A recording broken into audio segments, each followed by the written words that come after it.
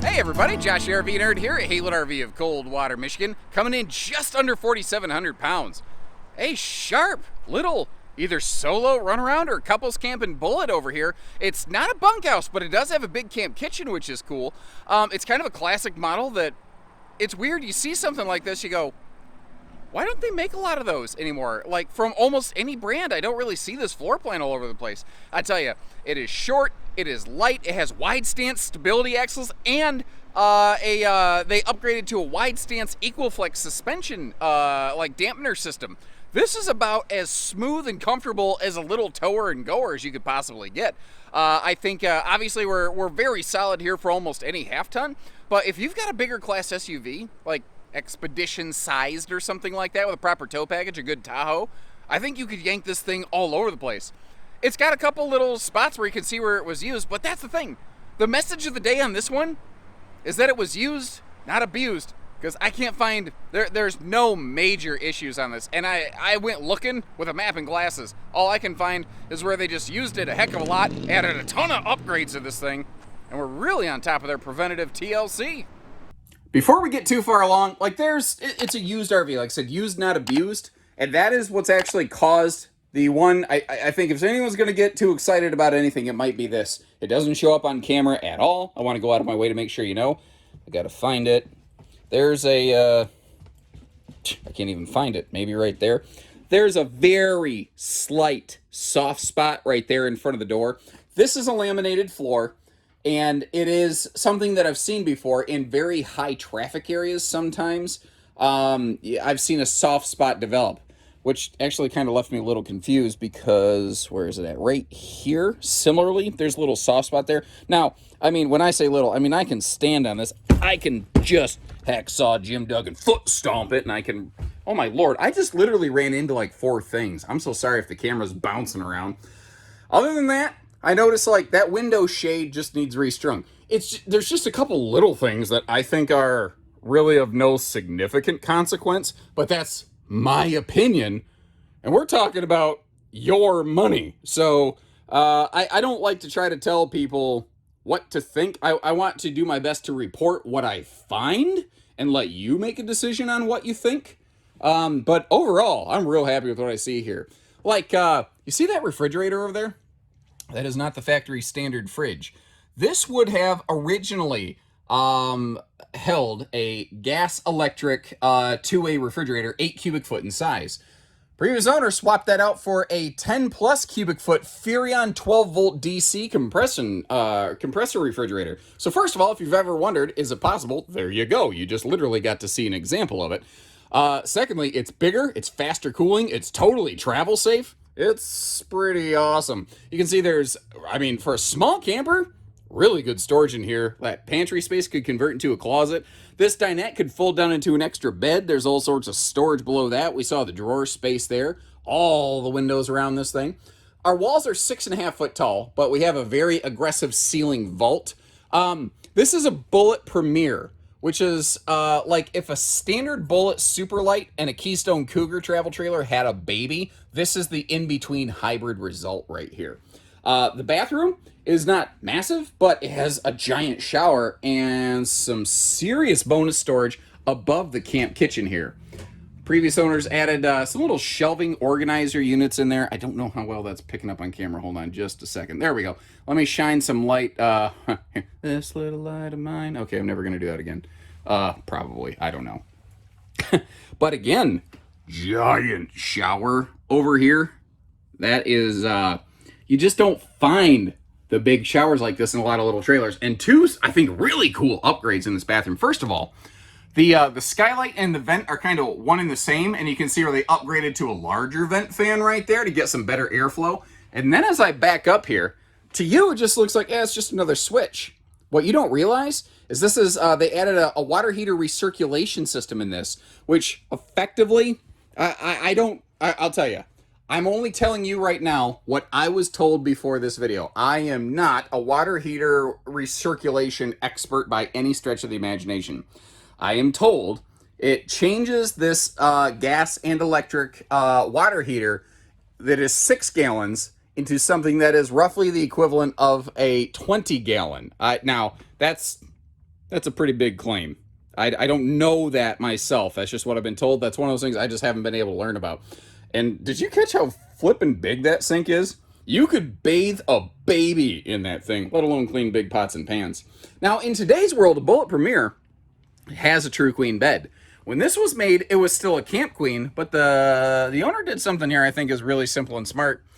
You just slide the mattress down, and this is not the original mattress. Put a little 6-inch spacer block in there, and congratulations. Now you've got a true queen, effectively, you know. It does come right up to the entertainment center. You may have noticed how that TV can spin around, but I like how they mirrored the backside of it. They didn't just waste it, you know. And it's kind of interesting. Some people will say when they look at an RV, oh man, it doesn't have enough hanging space. Then some people say, why do they have all those hanging closets? Those are stupid. I think this guy was in the second camp because he turned his hanging closets into dresser space. But all you got to do is pop those things out. You just use some command strip hooks. Actually, very simple but very effective way of doing that. Man, just as I'm walking around, there's some seriously sized frameless windows there. Plus, you see the slide side windows open for airflow. It's actually not where I wanted to begin. I just noticed those and something shiny. Let's start from the very beginning. I'm told that's a very good place to start. I'm also told a spoonful of sugar helps the medicine go down. I wouldn't know. My mother never let me take sugar with my medicine. She's like, Mary Poppins is stupid. The nose cap. I have a feeling that it probably sun faded at some point and then got completely repainted.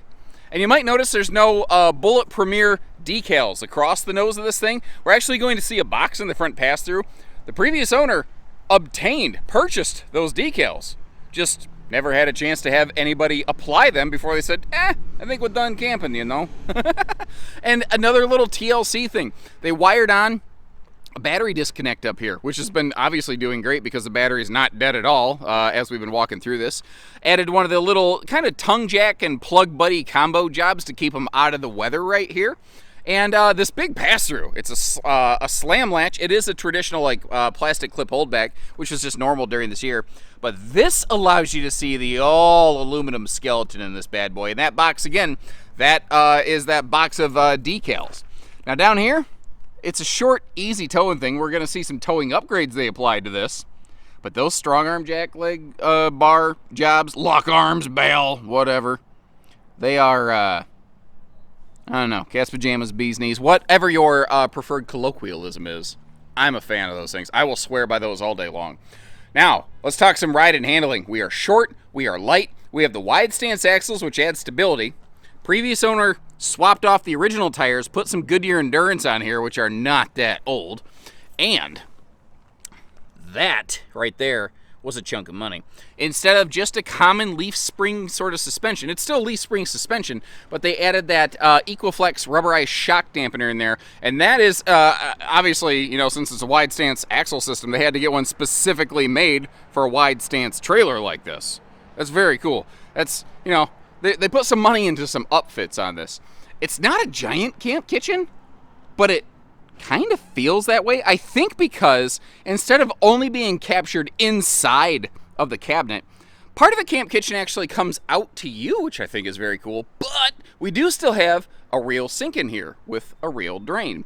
Now again, a couple little signs of some use. There's a couple little scars on the cabinet tops right here. Kind of like on my used car. There's a couple dings on the hood when I got it. And you know what? 8 years later, that car is still treating me just fine. That car don't owe me nothing, basically.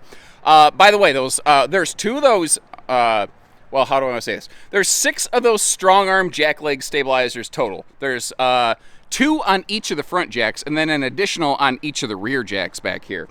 A vent fan cover over that upgraded vent fan in the bathroom area right there. And this is smart. I like this. Instead of what I call the knuckle buster system, where you have to feed the power cord into the RV, they swapped that out for an external, like, removable. And one of the other reasons I like that is I think it gives you a little bit better security, because one, you're getting rid of a mouse house, and two, some meth head can't just walk through a storage facility, chop off your power cord for $5 a copper, which it's worth more than that, but you know, they'll take whatever they can get. It's just one less thing you got to worry about, in my opinion. So I mean, overall, I think this is a really nice, it's a good used camper. It's used, but it's a good used camper. I want to talk construction a little bit, because there's one potential area here that a couple of people could instantly go, uh-oh, no, I don't like that. Let me get through this. So it has pretty much like an all aluminum skeleton. We have laminated walls, laminated floor. You saw the aluminum skeleton even under the bed, which is nice because that's not structural, that's just furniture, but it's nice that they put that there and it's all welded. The roof has like vaulted galvanized steel trusses, but a lot of people still just call it an aluminum structure. I think what most people want to know is it made of wood? No, the structure of this, the shell, is not made of wood. However, this is not what you would call a walkable roof. This is a service roof. It has studs every 16 inches on center, just like this camper right here with a fully walkable roof. The only difference between them is that camper has a 3/8 roof deck and this camper has a 3/16 roof deck. It's one of the ways that Bullet and Passport both kept their RVs a lot lighter than everybody for a long time. So what do you do about that? Because previous owner stayed on, he did the job. I mean, everything, all the seals up there, everything looks great. You're going to try to do all the work that you can from the side. If you do get up on the roof, you just got to make sure that you're putting your feet on the trusses. You'll be able to feel them, trust me. I've been on non-walkable roofs. I got around. I walked up there on the non-walkable roof. Let your brain process that as you please. If you need to really get up there for a long time, do some work in a specific spot, it's kind of recommended get like an extra little sheet of wood to set up there to help disperse your weight. I don't like doing that because it feels like one more loose thing to trip me up when I'm up there. And this is a very extremely vaulted roof on the outside. I just don't want to deal with that. So as long as you're up there hands and knees, you're fine. But here's the thing. If you're going to be doing some seal replacement work, do you think you're going to be standing straight up and down to do that anyway? You're probably going to be in your hands and knees, right? So what's the problem really? And a lot of people would say, yes, but I just don't like that. Cool, no problem. That's why I'm pointing this out for you. I'm just giving you some logic that maybe it works for you, maybe it doesn't. Doesn't bother me either way. I'm just trying to be fair. And you know, it kind of occurs to me, this thing's, it's looking a lot like I'm looking up front here. I need some new decals across my dome, my nose cap, as it were. So, she looks like a good one for you. Give us a call. Let's get you camping. Short of that, when you're ready, we're ready. Whether it's this one or something else, obviously, we've got a whole collection of them back here. Take care, stay safe, have fun, and happy Haylett camping, everyone.